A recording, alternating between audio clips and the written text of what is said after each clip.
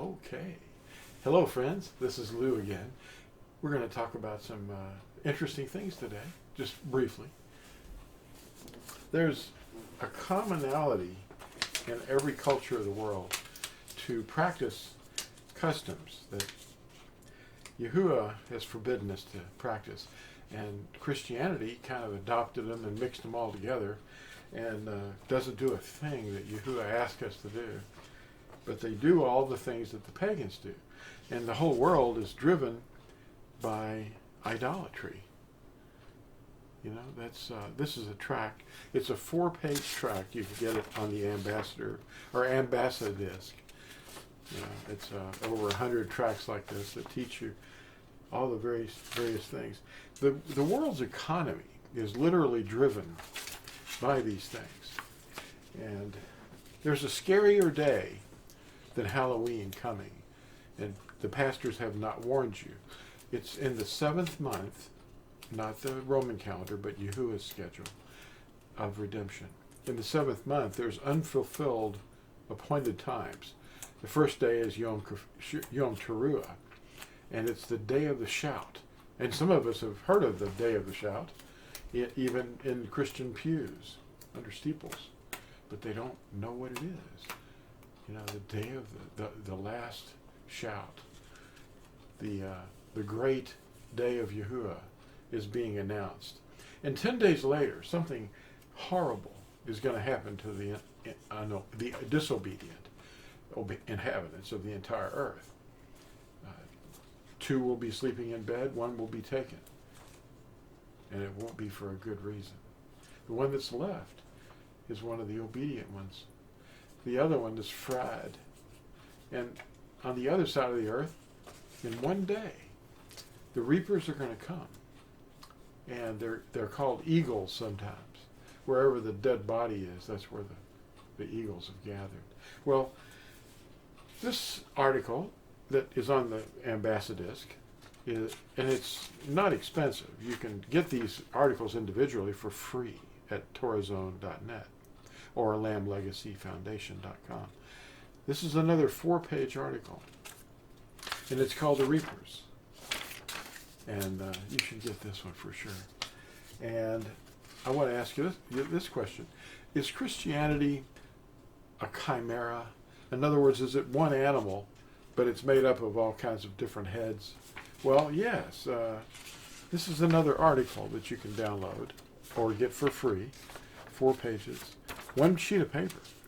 And you can download this as a tract and make as many as you want of any of these. Is Christianity a chimera, a beast with multiple heads? How could that be?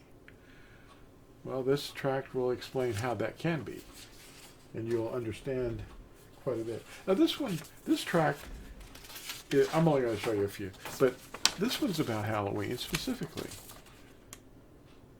Let's see, let's get that up there. If I had a brain, what would I think about Halloween? It's called the Feast of the Dead, or All Hallows Even, and how it developed in Catholicism from Druids. What? Druids? Well, here's the inside of the article. And here's the back page. So and it all winds up getting reaped away. This stuff isn't going to be around. I've got another article here that I entitled The Zombie Hunter. See, everybody's a zombie, but they don't know it. But at least one person was sent to you somewhere in your life or in the future of your life where you're going to have to listen to him. How will they hear unless someone is sent to them? You're going to like this article. Well, there's a lot of articles on the Ambassadisc. Now, the book that I'm really wanting to focus on today is this book that's based upon a lot of the prophecies that are found, and Peter mentions it in Acts 2, and other warnings that Yehuda and Jacob or Jacob, they talk about it. It's called The Reapers. It's the coming of the seraphim on the day of Yahuwah. And this book is going to show you what's coming. It's not like some prophecy that I cooked up. This is straight out of Scripture, and it just lays it all out for you. And I think you're going to like it. You definitely do want to be left behind. You do not want to be the first reaped. The first to be reaped are the weeds, the tares, and then he gathers the wheat into his barn. The way of truth has been maligned. That's why all these practices that we see around us are actually formerly pagan religious practices that pagans conducted. It's witchcraft. And the truth has been maligned. Just read 2 Peter 2, verse 2. And you'll start to understand. Read the context around it. Yahuwah's first month of his year is actually in the spring. If you look at Exodus, or chapter 12, verse 2, and Yahusha even referred to it, he said, when you see the buds beginning to bud, the trees and the bushes beginning to show buds, then you know that summer is near. Summer and winter are all that Scripture knows about. They don't have 4 seasons in the Scriptures. It's just 2. You've got Kayetz, which is summer, and that is what we call the arrival of spring. And then Koref, which is winter, and that happens, when it starts to become cold, and the leaves start to fall off. And that's when you have Sukkoth, or tabernacles, tents. And before that, you have the fast, which is mentioned in Acts 27, verse 9. The fast. Huh? Who's fasting? Obedient ones. And then before that, you have the day of the shout, Yom Teruah. That's the first day of the 7th moon, or 7th month is better. It's not 7 moons, it's 7 months. There's 7 festivals. The menorah depicts the 7 high annual festivals, or actually appointments, observances. We're not doing anything, but we are observing a redemptive shadow each time one comes. And we stay in our place. We don't do any laborious work. Some of the festivals we can cook on. Now, Yahuwah's appointments foreshadow his overall redemption plan.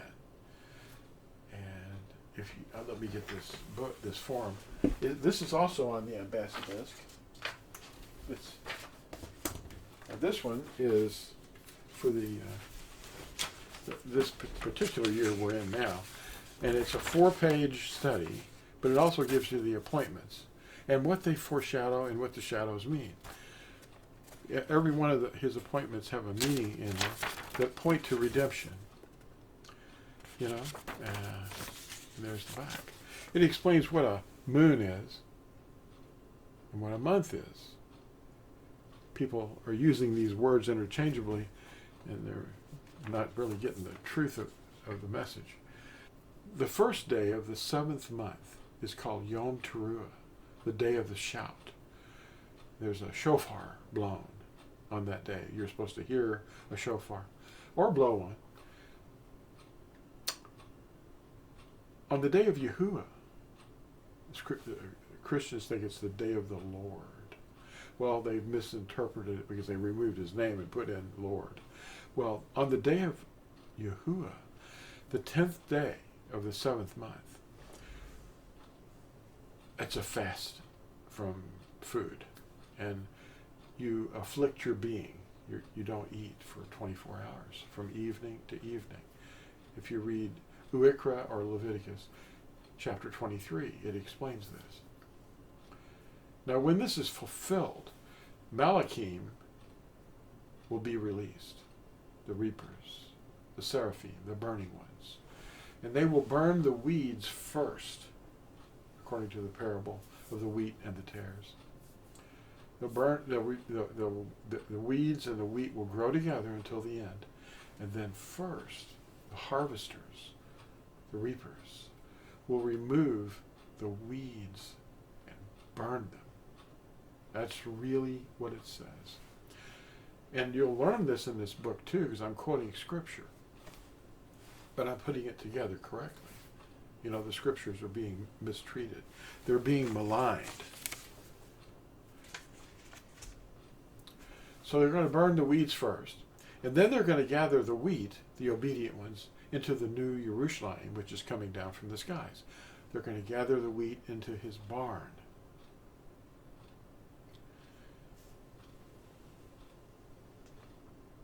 None of this is relating to much at all that Christians do. But there are 12 tribes that have been scattered into the world, and we're being regathered by these reapers at that time into his sukkah, into his barn. That's what Tabernacles is about. It's a wedding. It's a marriage supper. And we're going to see the covenant, the eternal covenant. He has the ark. Revelation 11 says so.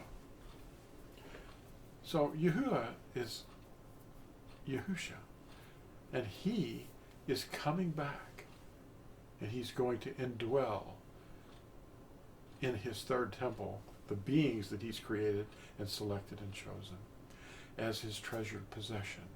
He's coming back to us, his inheritance, those who have turned, repented, been sealed in immersion, called on his name for the forgiveness of their transgressions, and pledged to obey him.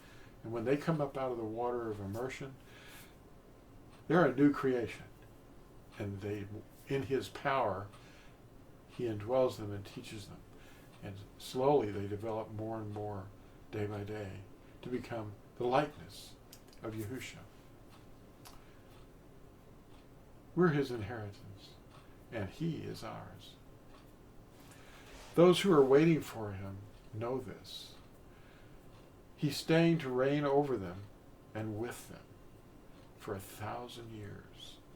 Most people are expecting a completely different outcome.